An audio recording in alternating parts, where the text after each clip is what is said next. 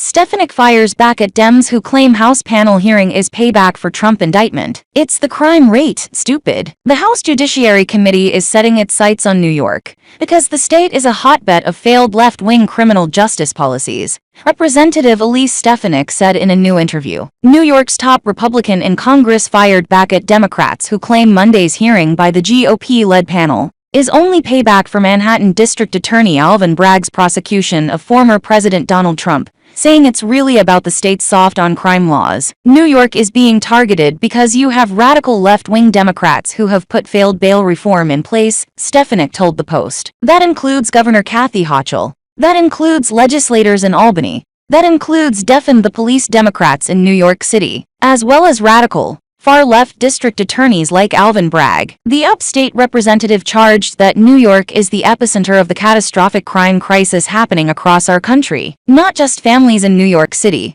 but broadly even in my district in upstate New York. Stefanik, 38, will sit on the congressional panel that will convene at the Jacob Javits Federal Building in Lower Manhattan on Monday morning to probe Bragg's lefty policies, as well as rampant crime in New York City and the Empire State overall. Bragg has been under fire since taking office in January 2022 and announcing that his office would not prosecute many nonviolent crimes and would reduce some felonies to misdemeanors. Stefanik chided Bragg in particular for refusing to prosecute heinous crimes, violent crimes, and yet they're conducting political witch hunts for crimes that have not been committed, she added, in an apparent reference to the Democrat-elected DA's felony case against Trump, 76. The victims of violent crime in Manhattan committee hearing come after the controversial indictment of Trump on charges that he falsified business records for hush money payments to porn star Stormy Daniels and Playboy playmate Karen McDougal in the lead-up to the 2016 presidential election. New York Representative Jerry Nadler, the Judiciary Committee's top Democrat,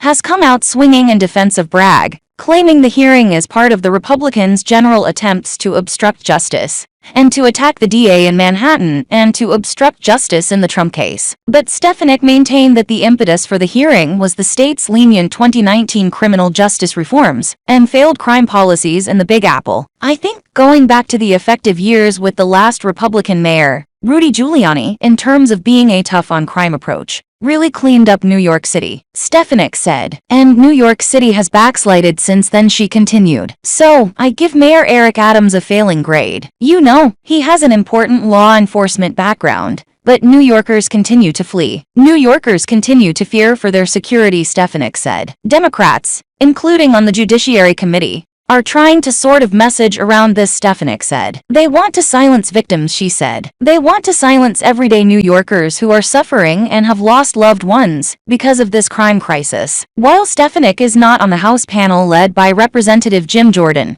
R. Ohio, she sits on a separate subcommittee and received a waiver from Jordan to sit in on the hearings. Among the witnesses scheduled to testify before the committee is Jose Alba, the Manhattan bodega worker who was initially charged with murder by Bragg's office after stabbing an assailant in self-defense, and Joseph Borgen, a Jewish New Yorker, who was beaten in an anti-Semitic attack near Times Square. Also on the list are victims' rights advocate Madeleine Brame, whose U.S. Army vet son was beaten to death in Harlem in 2018, and Jennifer Harrison, founder of Victims' Rights New York. Harrison's boyfriend, Kevin Davis, was killed in a fight outside a New Jersey bar in 2005. Paul DiGiacomo, president of the NYPD Detectives Endowment Association, is also due to testify, as is City Councilman Bob Holden, D. Queens. Democrats in Washington right now, they want to stick to their elitist talking points, Stefanik said. That's out of touch with hard-working American families.